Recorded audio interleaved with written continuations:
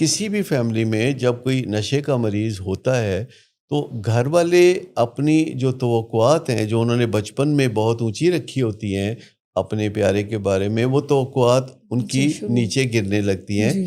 اور ان کے لیے یہ تصور کرنا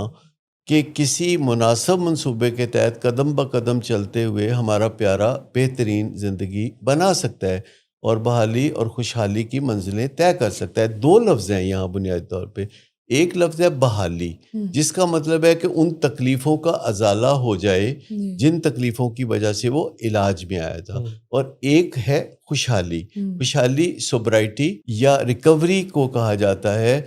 جو کہ آگے پھر زندگی میں چلتی رہتی ہے۔ نشہ چھوڑنے سے نشے کی بیماری کا علاج ختم نہیں ہوتا، ہوں، بلکہ علاج شروع ہوتا ہے تاکہ وہ زندگی میں آگے بڑھتا رہے۔ ہوں، اس کے لیے امید پیدا کرنا، امید کو بصیرت میں بدلنا، ہوں، پھر اس کی کوئی گول سیٹنگ ہونا، پھر اس کا کوئی مقصد حیات جو پہلے ہی کبھی زندگی میں انہوں نے طے کیا ہوتا ہے، تو اسی کو دوبارہ ریوائیو کرنا۔